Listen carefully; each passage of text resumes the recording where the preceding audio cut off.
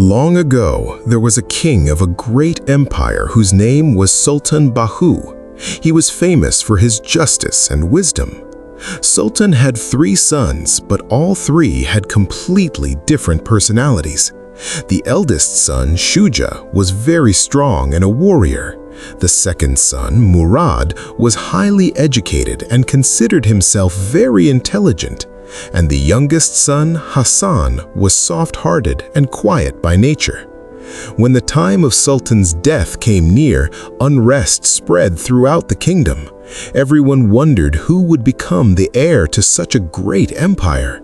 Before dying, Sultan called his 3 sons to the royal court.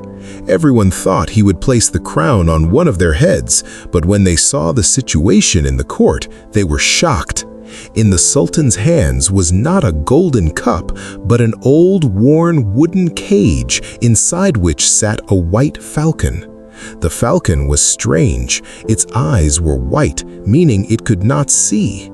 It sat completely still. The Sultan said in a weak voice, "My sons, the greatest treasure of my life is not hidden in the maps of this kingdom, but in the footprints of this blind falcon. All 3 of you must travel together. Wherever this falcon stops, that will be your destination. Whoever safely returns this falcon to its true home will be the rightful heir to the throne of this kingdom and will receive the treasure that never ends." The princes were confused about how a blind bird could show them the way, but their father's command could not be refused. The very next day, all 3 princes mounted their horses and began their journey. Hassan carried the falcon's cage in his hands. They had barely crossed the boundaries of the city when 3 roads appeared before them. One road was very smooth and shining, and a pleasant fragrance was coming from it. The second road led toward a dense forest where the sound of birds chirping could be heard. The third road was rocky, deserted, and completely silent. The elder brother Shuja said, "Surely that beautiful road leads towards kingship. I will go that way." Murad said, "No, the forest road is the path of knowledge and experience. I will go there." Hassan remained silent. He noticed that as soon as he turned toward the rocky and deserted road, the blind falcon fluttered its wings for the first time. Hassan understood that the falcon might be blind, but it was not seeing the road, it was feeling it. Shuja and Murad mocked Hassan. "You will waste your life on this cursed road following a blind bird. We are going to find our destiny." Both brothers quickly departed on their chosen paths, while Hassan alone began walking on the difficult and deserted road. He had only gone a short distance when he saw a suffering man lying on the ground. His clothes were torn and he was weak from thirst. Hassan stopped, but as he moved forward to give him water, he remembered his brother's words that time was short and someone else might reach the destination first. Hassan stood before the thirsty man who was close to death. For a moment, Hassan thought that if he stopped there, his brothers would move far ahead of him and he might lose the treasure. But then he remembered one of his father's words. "Son, that destination can never be blessed whose path passes through someone's suffering." Hassan stepped down from his horse and placed the traveler's head in his lap and gave him water to drink. The traveler opened his eyes and gave Hassan a strange prayer. "Whoever stops for others, God shortens the roads for him." As Hassan prepared to mount his horse again, he saw that the blind white falcon, which had remained completely still until now, suddenly began trying to fly with great force. He released it from the cage, and despite being blind, it flew straight ahead and landed at a particular spot. When Hassan reached there, he found an old map lying on the ground, half buried in the dirt. This map was not of the deserted road, but of all the obstacles that were waiting ahead. Meanwhile, the elder brother, Shuja, while traveling on the beautiful shining road, arrived in front of a magnificent palace. There were beautiful servants and piles of gold and silver everywhere. A beautiful woman came outside and said, "Oh, brave prince, your father's treasure is here. Why risk your life by going any farther? All of this is yours. Just sign this document." Shuja, who was greedy for power and wealth, happily began to sign.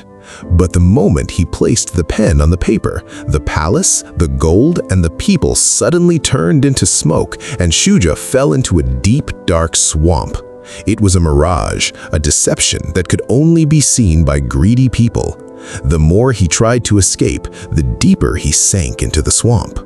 The middle brother, Murad, who considered himself very intelligent, reached a place deep inside the dense forest, where a massive library was. An old magician was sitting there and said, "You do not need to go any farther. All the knowledge of the universe is here. You can sit here and rule the entire world through this knowledge." Murad, in the pride of his intelligence, stayed there and became so lost in reading books that he completely forgot the purpose for which he had begun the journey. He was gaining knowledge, but forgot how to act upon it, and in this way he remained a prisoner of that forest forever. Meanwhile, Hassan's journey continued. He had now reached a valley covered in thick fog, and nothing could be seen. Suddenly, his white falcon made a strange sound. Hassan noticed that a faint light was coming from the falcon's white eyes, and it was cutting through the fog, creating a path ahead. Hassan was astonished. The bird that had been blind in the city had now become Hassan's eyes in this difficult place. But Hassan's greatest test was still ahead. As he continued traveling, he reached a river whose water was red like blood, and there was no boat there. Sitting by the riverbank was the same traveler whose life Hassan had saved in the beginning. The traveler said, "Prince, there is only one way to cross this river. You must sacrifice this falcon and pour its blood into the river. Only then will a path appear." Hassan trembled after hearing this. On one side was his father's final command, and on the other was the innocent bird that was his only companion and guide. Hassan stood trembling on the bank of that red and terrifying river. The traveler's words struck Hassan's heart like a hammer. "Sacrifice this falcon, only then will the path appear." Hassan looked at the white falcon sitting quietly on his shoulder. Tears filled Hassan's eyes. He thought, "This bird, despite being blind, became my support. It showed me the way through the fog. How can I take the life of this innocent creature just to gain my father's throne? No such throne is of any value to me if it is achieved through someone's blood." Hassan looked at the traveler and replied firmly, "I do not want such a treasure or such a throne whose price is this voiceless bird. I will search for another way to cross this river, and if no path is found, then I would rather die here, but I will never betray this falcon." The moment Hassan spoke these words, an astonishing event took place. The traveler, who had seemed like an ordinary man, suddenly transformed into a tall, radiant being and laughed loudly. The entire valley echoed with his laughter. He said, "O Hassan, you have also succeeded in this test. This river was not made of blood, but of your fear. And the advice to sacrifice this falcon was a test of your greed. If you had sacrificed it, then like your brothers, you too would have remained trapped in this valley forever." Suddenly, the red river disappeared like dust, and in its place appeared a green velvet path. The radiant being, while disappearing, said, "Remember, Hassan, whoever shows mercy to the creation of Allah, Allah makes the impossible possible for him. Now your real test is about to begin, because your two brothers are soon going to stand against you." Hassan was surprised because his brothers had been left far behind, so how had they reached this place? But as he moved forward, he saw a massive iron gate with 7 locks on it. Standing there were both his brothers, Shuja and Murad. Their clothes were torn, and they looked deeply troubled. In reality, when Hassan had performed acts of kindness, the blessings of those deeds had also freed his brothers from the swamp and the prison, but their hearts still had not become pure. Shuja said angrily, "Hassan, you have that falcon. We have learned that the key to this gate is hidden in the feathers of this bird. Give us the falcon and we will break this gate open with force." Murad said cleverly, "No, Hassan, give this bird to me. I have read in books that these locks can be opened with its blood." Hassan held the falcon tightly against his chest and said, "You still do not understand. This bird is not a key or a tool. It is a sign from our Father. We will pray together, and surely some way will appear." But the brothers refused to listen. The moment Shuja reached out to snatch the falcon from Hassan, the white falcon flew from Hassan's hands and rose high, looking toward the sky. Suddenly, a powerful light burst from the falcon's blind eyes, and the brightness blinded both brothers, causing them to fall backward.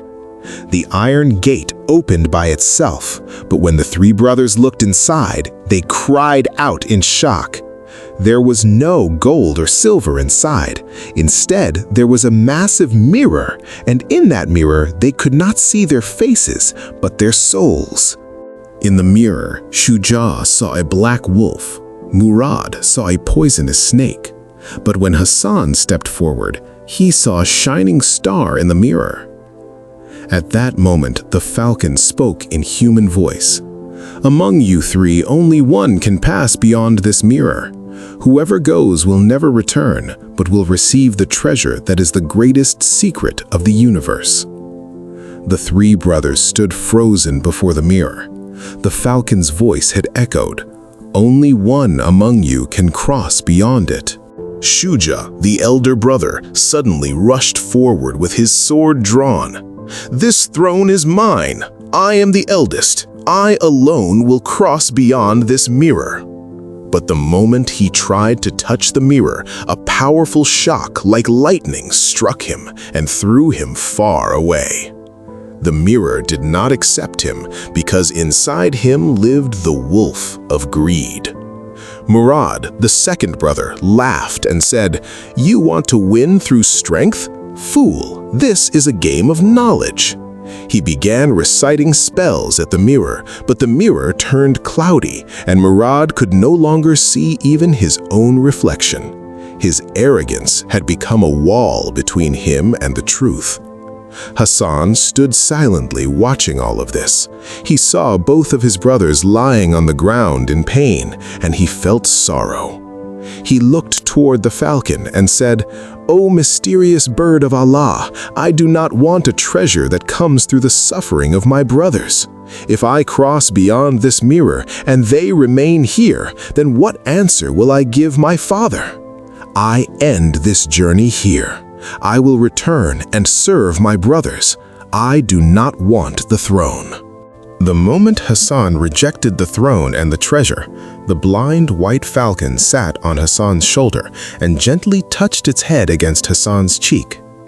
A tear fell from Hassan's eyes and landed on the falcon's white eye. Then the miracle happened that changed everything. As soon as the tear touched it, the falcon's eyes regained their light and its white feathers began to fall away.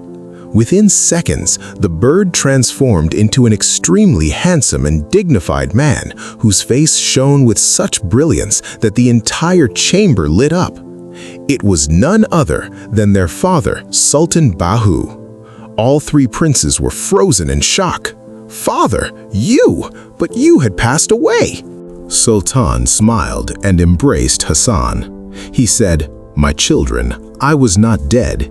In fact, I created this entire test so that I could see who among you was truly fit to protect this kingdom after me, and who was ruled by his inner beast. I asked a wise elder to pray that I be transformed into the form of this falcon for a test, and only the tear of a pure intention could turn me back into a human again." Sultan looked toward Shuja and Murad, who stood with their heads lowered in shame. Sultan said, "Shuja, you can force people with strength, but you cannot win their hearts. Murad, you can become a scholar by reading books, but you cannot understand the pain of others. Both of you have failed this test." Then Sultan held Hassan's hand and took him toward the mirror. "Hassan, you chose to sacrifice your throne for a blind bird. That is the true treasure called humanity." Sultan placed his hand on the mirror and it opened like a door. Behind it, there was no gold or silver, but a beautiful green valley where people lived in peace, where no one was hungry and no one was thirsty. Sultan said, "This is the true kingdom where time does not change. It is a world created by righteous people through the purity of their intentions. Hassan, from today, you are the ruler here, because a true king is not the one who sits on a throne, but the one whose heart carries compassion for the creation of God." Sultan forgave his other two sons, but assigned them the role of ordinary soldiers so that they could first learn the service of others. Hassan became the ruler of that radiant kingdom. He still spoke with birds and sat with the poor, sharing meals with them. He spread a message across the world. The path to God does not pass through the skies, but through the broken hearts of His creation. Whoever holds the hand of a blind person, God grants them the light of His recognition. Friends, this story teaches us that sincerity of intention and love for the creation of God are the true assets of a human being. External knowledge and power do not take a person to their destination, but humility and sacrifice make a person everlasting. If you enjoyed this video, then do like and comment. Also, press the bell icon so that every new video reaches you first. For more moral stories, comment and subscribe. Thank you.